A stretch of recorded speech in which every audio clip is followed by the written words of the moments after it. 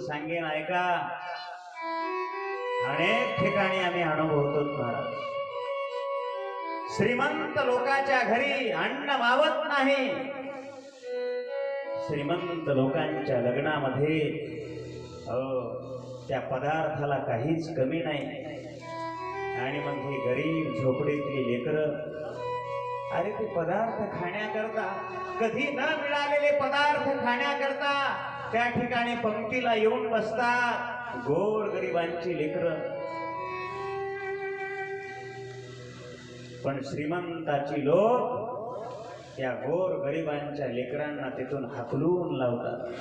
हे उठा, जा तिकडे. या ठिकाणी मंडळी बसणार आहे, VIP मंडळी बसणार. मला सांगा, ज्या गोर गरिबाच्या लेकराला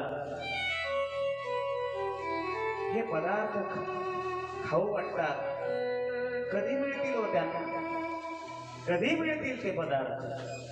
हे आम्हाला मिळतील या अपेक्षेनं त्या पंक्तीला येऊन बसतात. माझी तुम्हाला हात जोडून विनंती आहे, अशा गोर गरिबांचे लेकरं जर तुमच्या इथे येऊन जेवायला बसले असतील तर त्यांना कधीच उठू नका. मायबापांनो, त्यांना कधीच उठू नका. त्यांचा आशीर्वाद तुम्हाला लागल्याशिवाय राहणार. कधीच उठू नका. त्यांना ते अन्न मिळत नाही. गरिबांना अन्नाची कदर आहे. आज मोठमोठ्यांच्या लग्नामध्ये किती अन्न वाया जातं महाराज, किती अन्न वाया जातं. त्या अन्नाची कदर करा. गोर गरिबांना अशा प्रकारचं ते अन्न द्या. वाडी भूकेली अन्न. संत महात्म्यांनी सांगितले, हो का कैसे ही भोजन, हो का कैसे भोजन.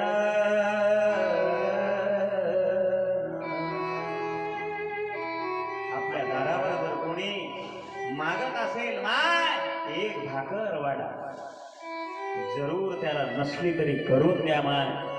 त्याचं पुण्य तुम्हाला भेटल्याशिवाय राहणार. संत महात्म्याची वचन आहे. ते दिलेलं दान तुम्हाला वर उपयोगाला येणार.